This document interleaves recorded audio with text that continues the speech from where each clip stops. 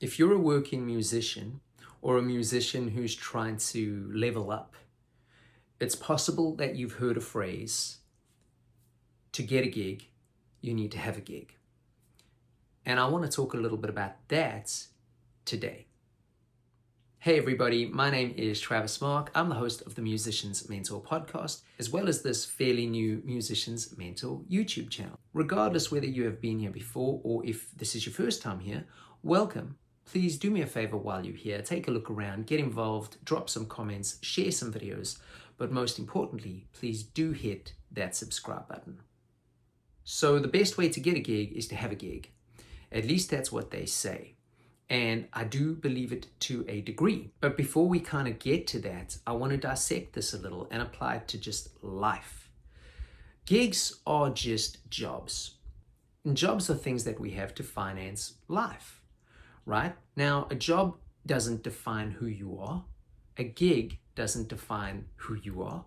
A position at a company does not define who you are. You define who you are with your integrity and your morals and your values and your practices and your outlook and your attitude, etc., etc., etc. I've made many videos talking about that kind of stuff, so I'm not going to go down that rabbit hole. But I want you to know that if you are on a gig or have a job that you don't like, it's okay. Because you've got a gig or a job.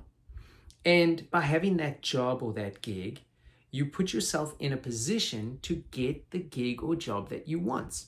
A couple of weeks ago, I went to a Christmas party and I was talking to one of my family members there, and he was telling me how he can't wait to leave this job that he's at because, he's tired of working weekends. And I sort of smirked. I said, dude, I've been working weekends since I was 15 years old. To which he responded, yeah, well, that's not a real job. Now, I've dealt with that my whole life. So I don't even take that stuff personally. Whatever, man. What you think about my job, that doesn't define me. What defines me are the principles we spoke about earlier. But I tried to explain to him that even if he hates his job, at least he's got a job. And we briefly broke down his salary and how the salary he's earning is helping sort of finance his lifestyle. And I explained to him that if he's trying to get a better job, he possibly will get a better job based on the fact that he's already employed. And he didn't really want to see it this way. And that's cool. You don't have to see things anybody's way but your own. But much like gigs, this is very true. For someone to want to hire you for a gig, you need to be seen. Now, whether that is by making marketing material and content for social media, or from actually being in a scene where people see you and then want to hire you for their projects, the results is the same. You need to be seen. So there are exceptions here, but most guys that you see on big gigs didn't just fall into that big gig. They've been gigging and working their way up the ranks, or at least being seen by somebody or referred by somebody or recommended by somebody who is already in the position that they're trying to get to, that then hired them. So you need a gig to get a gig.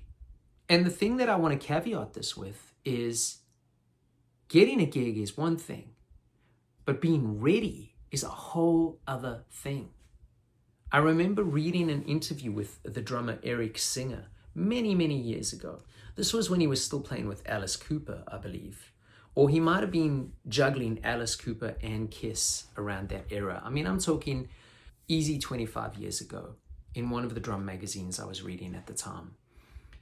And I can't remember the exact question word for word, but they asked him something along the lines of like, how did you get into the Alice Cooper band? Or how did you get into Kiss? Or whatever the exact question was. And he said he got there by being ready and already having a gig. And when the journalist pressed him to define being ready, he was just saying that on a musical level, if you aren't ready and you get the call for a gig and you don't get that gig, that is detrimental to your mental health. because suddenly you feel like you aren't good enough, or you feel like it's just never going to happen.